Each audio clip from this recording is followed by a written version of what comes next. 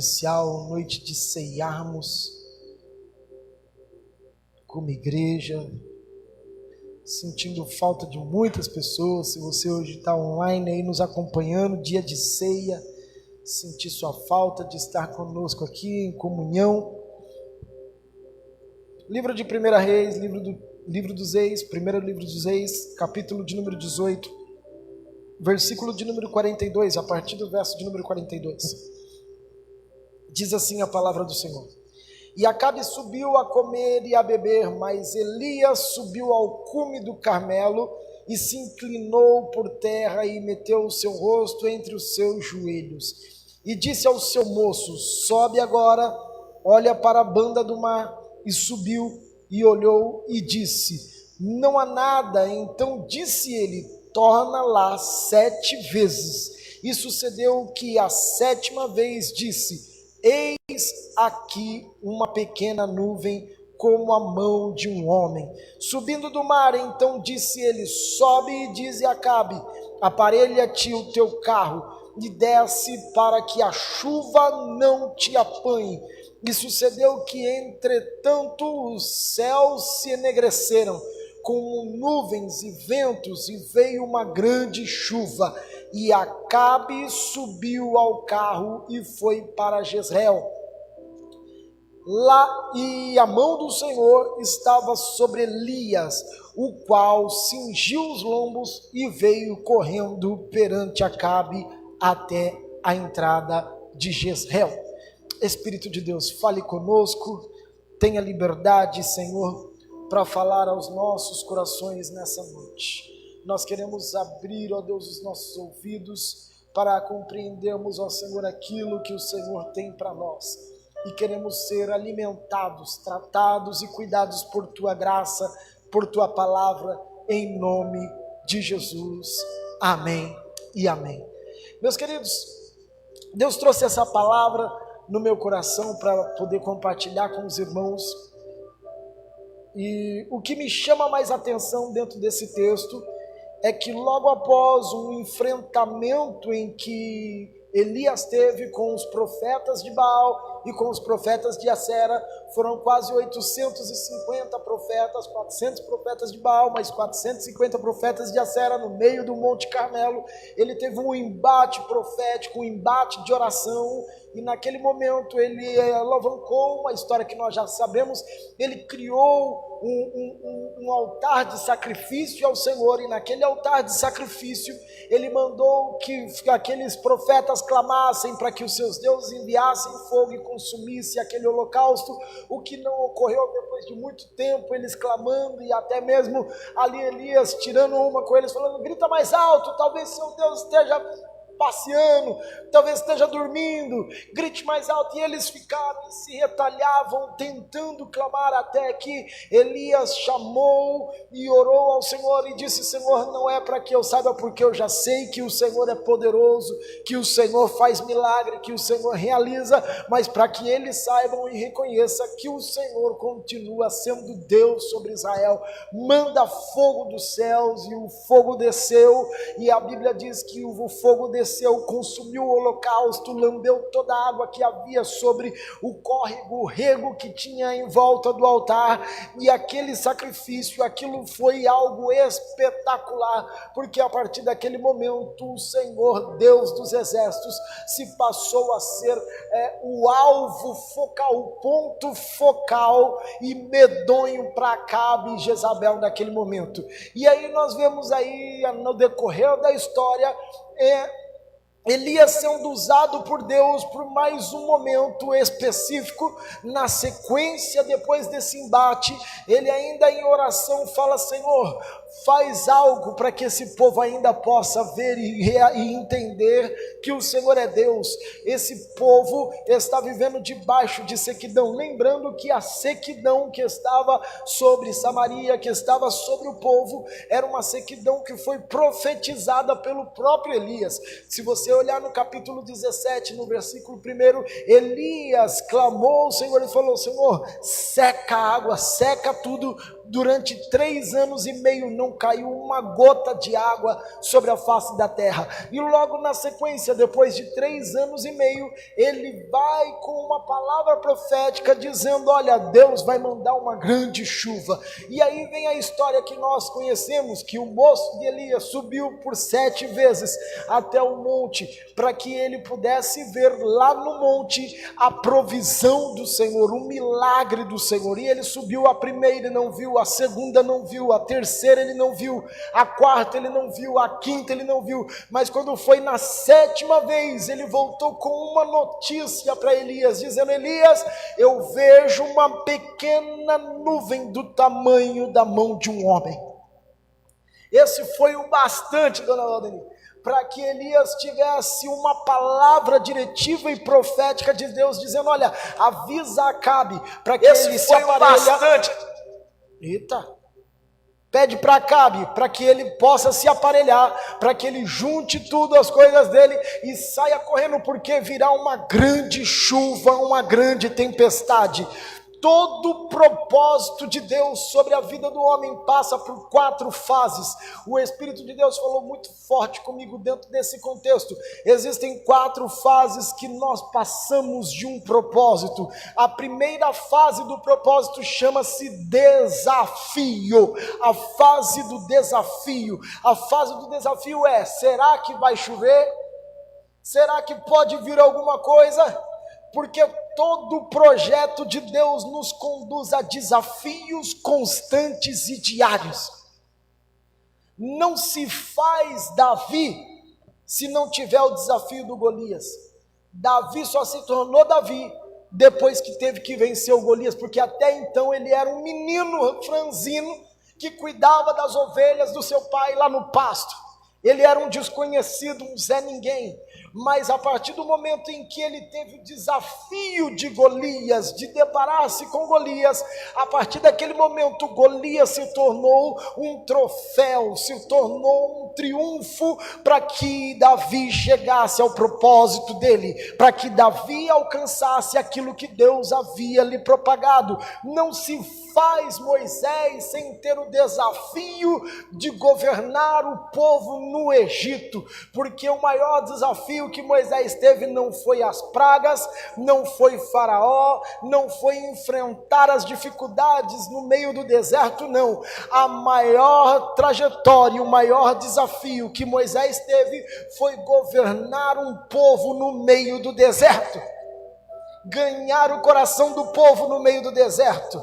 Não se faz Paulo sem que até mesmo ele passe por sofrimentos, pelos naufrágios, pelos açoites, pelas calúnias. Só saiu o Paulo que nós conhecemos na Bíblia, só nasceu o Paulo que nós sabemos, que nós lemos, que nós debruçamos e aprendemos tanto, mediante as circunstâncias que os desafiaram a ser o Paulo que ele é, porque os desafios são os combustíveis que nos empurram ao destino profético. Todas as vezes que somos desafiados por Deus, todas as vezes que somos desafiados pela vida, todas as vezes que somos desafiados no nosso dia a dia, entenda que os desafios postos sobre nós são combustíveis dos céus, para nos levarem ao propósito de Deus, para nos colocarem no lugar desejado de Deus, para nos empurrar avante naquilo que o Senhor queria. Eu entendo, querido, que o fato de nós termos saído desse lugar, voltado 10 dias depois desse lugar, vivido o que nós vivemos e estamos vivendo, não é motivo para paralisarmos, não, mas são desafios postos pelo Senhor, para que nós sejamos levantados para cumprir o propósito, para que nós sejamos animados e empolgados e impulsionados para corresponder àquilo que os céus está sinalizando para esse tempo. Deus nos desafia para alcançarmos níveis maiores. O que seria de Moisés se ele não passasse pelo Egito? O que seria de Paulo se ele não passasse pelos açoites e pelos naufrágios? O que seria de Davi se ele não enfrentasse Golias? O que seria de Elias se ele não tivesse um embate com Acabe? Os desafios nos fazem maiores, os desafios nos fazem mais grandes, os desafios nos fazem alcançarmos os sonhos de Deus. sermos desafiados todos os dias nos leva a entender que Deus ainda aposta em nós. Se Deus aposta em você, então glorifica o Senhor, porque você está sendo desafiado a buscar, desafiado a orar, desafiado a congregar, desafiado a evangelizar. Deus está nos desafiando todos os dias, Deus está nos colocando à prova todos os dias, e Deus não nos coloca à prova para nos desaprovar. A prova de Deus vem simplesmente e unicamente para nos levar a um nível maior. A prova que Deus nos dá é para nos aprovarmos a um nível maior, é para nos levarmos a uma dimensão maior. Então é por isso que os desafios eles vão sendo crescentes, é por isso que os desafios são de forma graduais. É como se fosse um joguinho de videogame. Ele começa com a fase fácil, mas vai chegar uma hora que a hard vai chegar, que a fase difícil vai chegar. E a fase difícil você só passa a partir do treinamento das fases anteriores. Ou seja, tudo que nós passamos até agora, tudo que você tem passado até agora, tudo que você se alimentou, todas as trajetórias que você teve na sua vida, todos os desafios passados que você teve, não foram para te paralisar, mas são alimentos de Deus dizendo: olha, você já passou por isso, então vai avante, porque eu sou contigo. O que você passou não pode paralisar-nos do propósito de Deus. Você acha que Elias não teve medo? Teve. Elias se escondeu na caverna. Ele foi ameaçado por Jezabel. Depois dessa circunstância, mesmo depois de ter matado 850 profetas, de ter mandado chuva, de ter mandado parar a chuva, de ter feito tantas coisas, Elias ficou com medo. E o medo nos atrapalha de vivermos o novo de Deus. O medo nos atrapalha de vivermos algo novo. O medo nos atrapalha de vivermos algo extraordinário. Sabe por quê? Porque o medo te trava no presente, ou ele te atrasa com o passado. O medo de você dar um passo, o medo de você ter uma ação, o medo de você tomar uma atitude nova, o medo de você avançar na sua vida, na sua profissão, no seu ministério, de você agir em Deus. As pessoas estão sendo paralisadas nos tempos de hoje pelo desafio do medo. E o desafio do medo não foi nos posto para paralisarmos, mas para ultrapassarmos ele e cremos que Deus ele está se movendo por meio de nós. Deus sempre se apresentará por meio dos desafios, porque os desafios nos levarão à compreensão da graça de Deus sobre nós.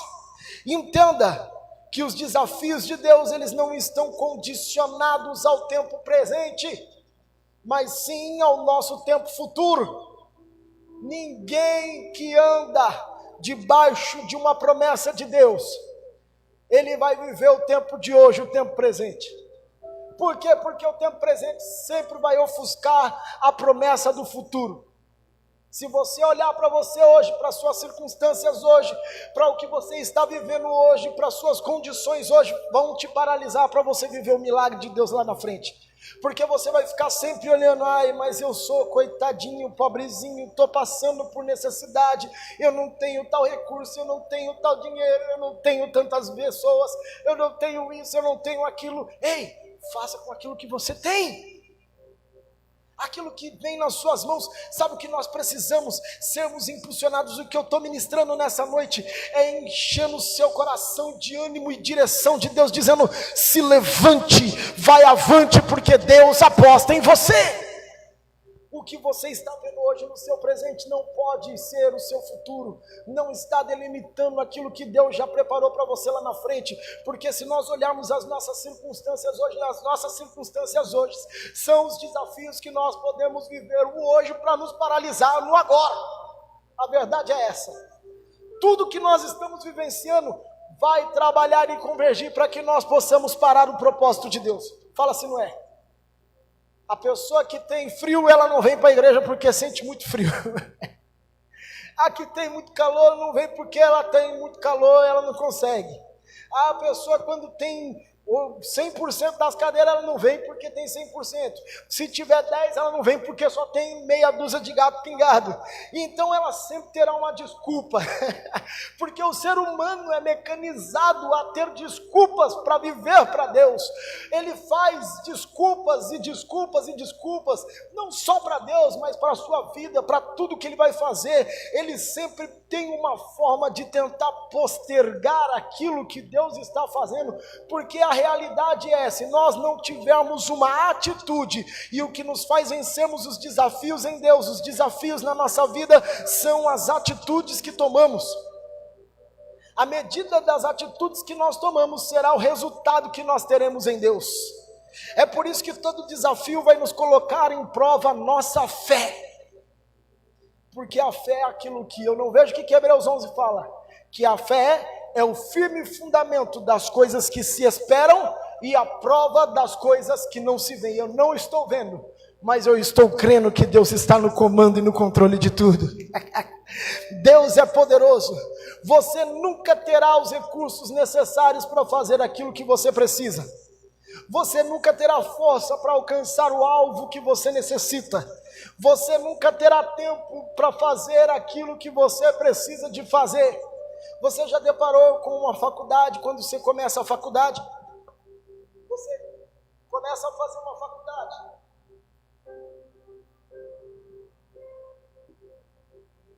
O primeiro desafio da faculdade é o tempo. Todo mundo olha para o tempo. É 4 anos, é 5 anos, é 2 anos, é 10 anos, né? Alguns que vão fazer medicina, que tem depois tempo de residência, chega até 7, 8 anos de curso. Se você olhar para o tempo, você para no propósito. Mas a expectativa de quando você conclui a faculdade, que maravilha. Aí você fala, nossa, que saudade, parece que passou no sopro. Não é verdade? Parece que voou. Nossa, parece que voou. Sabe por quê? Porque todas as vezes que nós procrastinamos aquilo que nós deveríamos fazer, nós sempre ficamos no atraso e na expectativa de que vai demorar mais 10 anos. E vai mesmo. Por quê? Porque se nós utilizarmos aquilo que temos nas nossas mãos, se nós usarmos o desafio do tempo e falarmos, eu vou fazer, eu faço. Se eu falar, eu quero, eu quero. Se eu falar, eu vou realizar, eu vou realizar. Sabe por quê, queridos? O que nós temos sobre nós, o que temos depositado dentro de nós, não é um espírito humano, não é um espírito carnal, mas nós estamos cheios do Espírito Santo de Deus. E o Espírito Santo de Deus é o que nos leva a cumprimento daquilo que está no coração de Deus.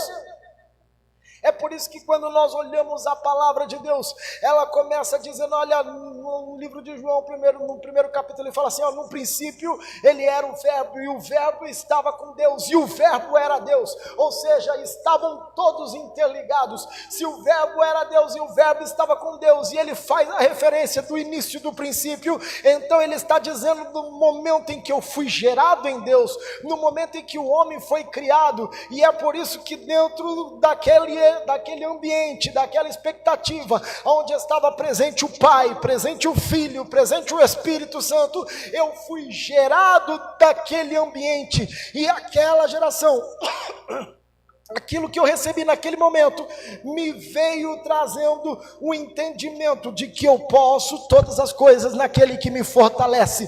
É por isso que no livro de Efésios, no capítulo 1, ele fala que ele nos elegeu nele, antes da criação do mundo, ou seja, nós somos gerados de dentro de Deus, e se nós somos gerados de dentro de Deus, nós temos a característica, o caráter, a personalidade, a intimidade, a autoridade, a unção do Espírito Santo, para cumprirmos e alcançarmos o propósito de Deus para o tempo de hoje. Mas tem o desafio, e o desafio nos levará a cumprirmos aquilo que os céus têm para nós.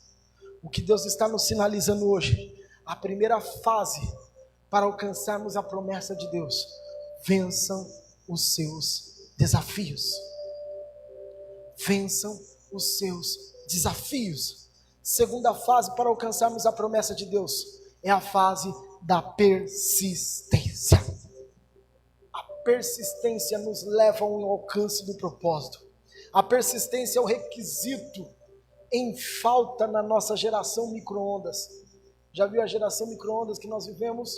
É a geração imediatista. Ela quer o milagre para ontem. É estilo do abacadabra. Não tem paciência nos processos. Não tem paciência na forma em que Deus está agindo e trabalhando. Então ela deixa ser dominada pela impaciência, que é o avesso da persistência. É o contrário de permanecermos, porque queremos tudo para ontem, queremos tudo para o agora. Esquecemos que a persistência deve ser contínua e o resultado pode não aparecer na primeira subida, mas pode aparecer na 7ª. Pense, aquele menino teve que subir 7 vezes no Monte Carmelo. Eu estou falando de subir uma rampinha, de andar uma rua. 7 vezes subir na montanha. Pensa, dona Wagner, que loucura. 7 vezes, sobe e desce, sobe e desce. Os montes em Jerusalém, os montes em Israel, alguns deles chegam a ter horas para subida e descida. Alguns deles chegam a ter dias para subida e descida. Imagina subindo e descendo, e quando chega com o anúncio lá embaixo, fala: Elias, eu não vi nada. Elias fala: sobe outra vez.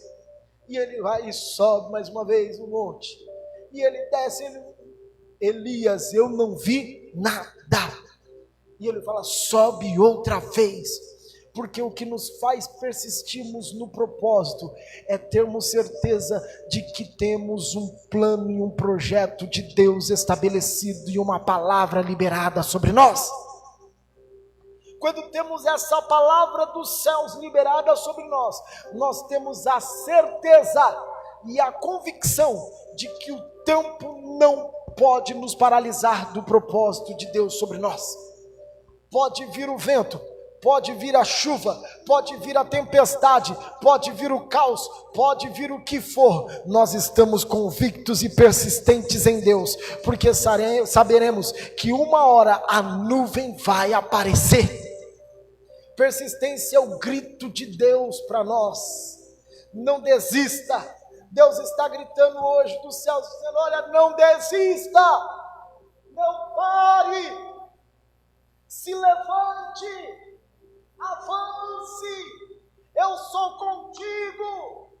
Deus está gritando: persistência, permaneça, não se abale, continue convicto, continue firme. Sou eu que fiz a promessa, sou eu o Deus que sou fiel, sou eu o Deus que abro porta, sou eu o Deus que dou resposta, sou eu o Deus que sustento, sou eu o Deus que dou alimento, sou eu o Deus que dou direção, sou eu o Deus que dou força, sou eu o Deus que dou ânimo. Persista! É o grito de Deus para nós. É o grito de Deus para esta geração. Esse é o grito de Deus para a igreja brasileira. Esse é o grito dos céus para a igreja de São Bernardo. Não pare, levante-se e vá avante, que eu sou contigo. Aleluia! O diabo tem trabalhado para fragilizar pessoas a pararem por qualquer coisa, a paralisarem por qualquer circunstância, e aí ela para a faculdade leva de 5, leva 10, aí ela para a vida dela de oração, e a vida dela de oração entra num buraco, depois ela não consegue retomar, ela para relacionamentos com pessoas, e depois para retomar e reatar, ela vive situações complexas para poder se organizar. Por quê? Porque o que nos faz vivermos o milagre de Deus são as constâncias diárias em Deus, que nos levarão ao propósito e ao objetivo estabelecido dos céus para nós, e isso é somente gerado mediante a persistência. Receba a persistência do Senhor, receba a perseverança. Vou avante, eu vou firme. Quando Alexander Graham Bell, quando foi criar, vamos ver agora essa história, assim, não sei se você já ouviu, mas quando ele foi criar a lâmpada, quando ele foi formar a lâmpada, ele teve 2.000 tentativas para conseguir. Ele tentou a primeira, não deu certo, a segunda não deu certo, a terceira. Quando ele chegou nas 2.000 tentativas, foi quando ele conseguiu. Você imagina se ele tivesse paralisado na primeira, na 10ª, na 1000ª? O que seria hoje do mundo sem luz? Sem lâmpada? A dificuldade. Entenda que o que Deus depositou sobre você é tão poderoso que isso será legado para a próxima geração. Por isso você não pode parar. O que Deus espera de nós como igreja, o que Deus espera de nós como filhos, o que Deus depositou sobre a tua vida, Valéria, o que Deus depositou sobre a sua vida, dona Valdeni, o que Deus depositou sobre a sua vida, Pri, o que Deus depositou sobre a sua vida, Michele, é para o tempo de agora, mas também para o tempo futuro. A nossa geração desfrutará daquilo que semeamos no tempo de hoje. O que Deus tem depositado em nós, a unção que Deus tem depositado em nós, aquilo que o Senhor tem depositado na sua vida, os dons, os legados, as músicas, as adorações, as orações, as predicações, aquilo que tem sido depositado dentro do seu coração, não será somente para esse lugar, não será somente para esse tempo, mas Ele estabelecerá tempos e tempos, turnos e turnos, gerações e gerações que se alimentarão daquilo que está fluindo de dentro de você. É por isso que precisamos de perseverar. Quando o grito dos céus vem sobre nós dizendo, olha, seja persistente, entenda que a persistência te levará a um nível maior em Deus. Entenda que a sua persistência te levará a desafios extraordinários em Deus. Nem que morra, mas eu vou ficar firme e convicto. Ei, imagina imagina se Estevão não fosse colocado como o primeiro mártir no livro de Atos, capítulo 6. Ele foi cheio do Espírito Santo, era um diácono, cheio de fé, cheio do Espírito Santo. Ele entrou diante do Sinédrio e ele começou a falar e a profetizar. É uma das melhores mensagens, depois leia no livro de Atos capítulo 6, ele pregando no meio do Sinédrio, e os homens paravam e ficavam olhando, porque ele começou desde Gênesis, e foi até o envio e a ressurreição do Cristo, o ressurreto, trazendo a verdade de Deus. Aquele homem foi apedrejado, foi morto em praça pública, foi condenado por muitos ali naquele momento, mas se a morte dele não fosse pública, nunca que Paulo teria um encontro real com Cristo. Porque Paulo se deparou naquele momento de acusador, até o tempo em que ele viu os céus abertos e teve um encontro com Cristo no retorno da morte de Estevão, no caminho de Damasco. Veja que o que Deus faz conosco às vezes nos leva pelo nível da persistência. Me vem também aqui a palavra da lepra de Naamã. Naamã teve que dar, como diz a musiquinha, 7 mergulhos no Jordão para, curado da lepra, ele ficar. Ele teve de mergulhar. Foi na primeira, na segunda, na terceira, 7 vezes mergulhando no Jordão para ser curado da lepra. A persistência o levou à cura. A persistência levou a uma grande chuva. Terceira e última fase que eu vejo dentro desse texto para vivermos a promessa de Deus. A primeira delas é a fase do desafio. A segunda fase é a fase da persistência. E a terceira e última fase que eu vejo é a fase do sinal. Quando foi na 7ª vez que o moço subiu no monte, ele olhou para o lado do mar, conforme o texto que nós lemos, e ele viu, dona Valdemir, uma pequena nuvem do tamanho da mão de um homem. Ele disse: olha, eu vejo uma pequena nuvem, mas ainda não vai dar chuva não. Talvez o que veio no coração daquele homem falou: eu vejo uma pequenininha, uma nuvenzinha, sabe, do nada. Ela é tão pequena que ela é do tamanho da palma da mão de um homem. Não vai dar nada não. Porque entre o sinal e a chuva existe algo chamado espera. Existe algo chamado espera. A espera é a ferramenta de Deus para nos amadurecer para o propósito, sabia? A espera é a ferramenta de Deus para nos amadurecer para o propósito. Naquele momento, quando ele recebeu e viu a nuvem, ele falou: pode avisar Acabe, pode avisar Jezabel, pode avisar eles para eles aparelhar, para eles parar de comer, parar de beber, eles saírem correndo, porque vai vir uma tempestade. Esse tempo foi o tempo da espera, porque ninguém imaginava que uma pequena nuvem, que uma pequena igreja, que um pequeno ministério, que pequenas pessoas que parecem ser insignificantes, podem fazer uma transformação sobre um ambiente, sobre um lugar, sobre uma cidade, sobre uma nação. O que Deus estava aqui sinalizando era aquilo que parecia ser insignificante naquele momento, foi a ferramenta de Deus para uma grande tempestade que estava vindo sobre a terra. O que Deus está nos sinalizando é que entre o sinal e a chuva existe algo chamado espera. A espera, ela nunca pode ser ou colocada em dúvida no nosso coração. Pode Acabe duvidar, Jezabel duvidar e até o moço duvidar, mas Elias jamais. Foi por isso que Elias foi muito diretivo. Quando ele ouviu do moço: eu vejo uma pequena nuvem, a primeira coisa que veio no coração: eu já entendi, porque agora é o tempo de viver o propósito. Manda Acabe se aparelhar, porque vai vir uma grande chuva. Elias tinha convicção. É por isso que no livro de Eclesiastes, capítulo 8, se eu não me engano, verso 16, fala que para todo o propósito de Deus, Deus tem o seu tempo e o seu modo para agir. E só entende a estação quem é espiritual. É por isso que o apóstolo Paulo diz que o homem espiritual de nada é discernido, mas discerne de todas as coisas.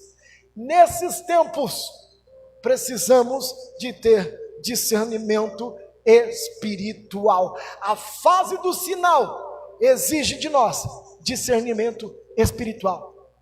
Sabe por quê? O Espírito de Deus falou comigo muito forte sobre isso.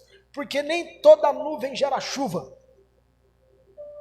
Tem nuvem que serve para proteger do sol escaldante. Tem nuvem que serve para poder te guiar no meio do deserto. Tem nuvem que serve para que você possa viver uma nova estação e ser guiado por ela. Mas existem nuvens que trazem chuvas torrenciais. O que precisamos de ter é o discernimento de qual é a nuvem que Deus está pairando sobre nós. Qual é a nuvem de Deus que está sobre a sua casa?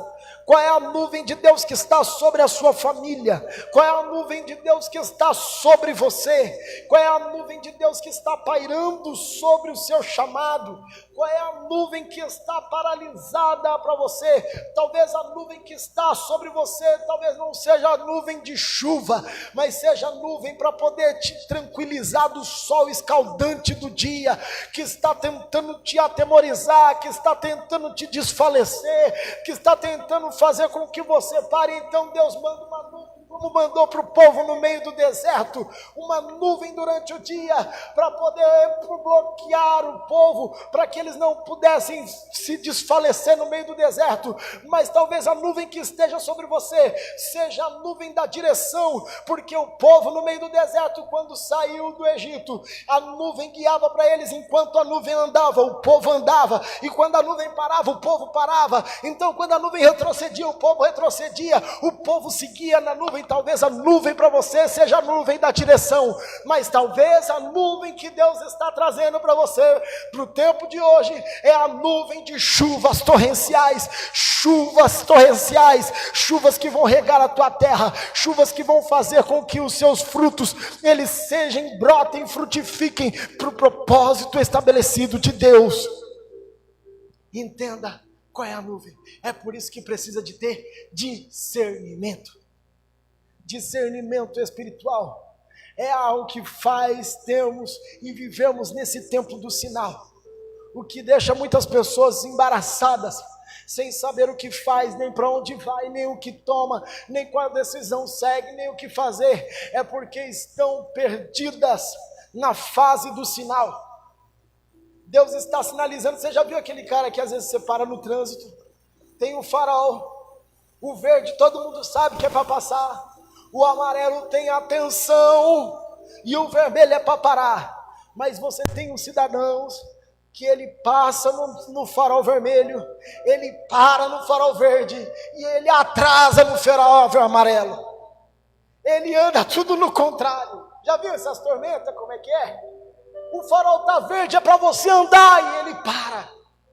Sabe o que aconteceu? Ele não entendeu o sinal, não teve discernimento para o sinal. Às vezes Deus está nos dando um sinal, falando é para andar, e você está parado. Às vezes Deus fala é para parar, está vermelho, mas você quer ultrapassar. E às vezes Deus está falando a fase agora está amarelo, apressa, porque senão ele vai fechar. E você vai devagar, quase parando. É por isso que é importante termos discernimento dos sinais de Deus. Quando recebemos a direção, sabemos agora é a hora, avança. Agora é a hora, para.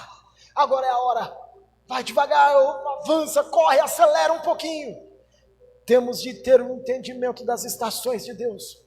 Quando Elias recebeu a voz do menino dizendo, olha, eu vejo uma pequena nuvem, que é do tamanho da mão de um homem. Elias já teve discernimento espiritual e entendeu, pode se preparar, porque a palavra que eu tinha liberado, de que não choveria durante 3 anos e meio, e agora pedindo novamente para que o céu se abra e dê essa chuva, Deus já atendeu o meu pedido, e essa pequena nuvem vai trazer uma grande tempestade, manda Acabe fugir.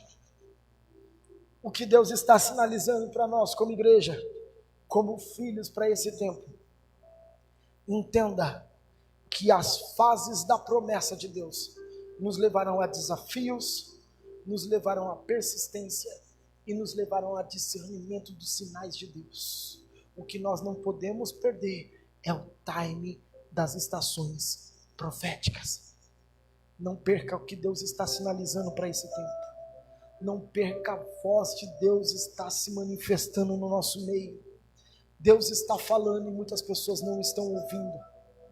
Deus está movendo, mas o que as pessoas estão querendo é parar do processo. Ainda não conseguiram entender que a seca está acabando. Se aquele povo tivesse um entendimento de que a seca estava terminando e de que haveria chuva, eles aguardariam, não levantariam outros deuses, não brigariam com Elias, mas eles se aliariam com a voz profética para serem alvos para aquele tempo dos céus. O que Deus está falando nos nossos corações, se prepare, esse semestre viveremos tempos extraordinários, esse semestre frutificaremos em Deus, viveremos coisas tão espetaculares dos céus, milagres tão poderosos, e você é a ferramenta de Deus para esse tempo. Você é a ferramenta de Deus para esse tempo. Você é a ferramenta dos céus para esse tempo. Você é a voz que Deus está querendo ouvir nos céus para esses dias. O grito de Deus para você é: persista, não pare, avance, vai avante, não desanime, não paralise, corra mais um pouquinho, você vai chegar lá. Eu estava ontem assistindo um pedaço das Olimpíadas e aquilo me chamou muita atenção. A moça da Jamaica fazendo 100 metros livres, ela correu 100 metros livres em 10 segundos. 10 segundos ela fez 100 metros livres correndo em volta, em direção do seu foco, em direção do seu propósito. Ela correu, ela persistiu, ela foi avante. E a que estava no segundo lugar, ela não ganhou, porque ela correu 10 segundos, ponto 2. Por conta de 2 milésimos de segundo, ela não alcançou o propósito. E como tudo fala, quando você está ligado no Espírito, tudo fala. O Espírito Santo falou comigo assim: assim é a minha igreja. Na medida em que você se esforça, na medida em que você persiste, você tem autonomia para chegar em primeiro lugar. E o que está paralisado, ou às vezes o que está olhando para o vento, ou às vezes o que está desanimado, pode levar 2 milésimos de segundo, 2 milésimos de segundo ser o bastante para te tirar do propósito.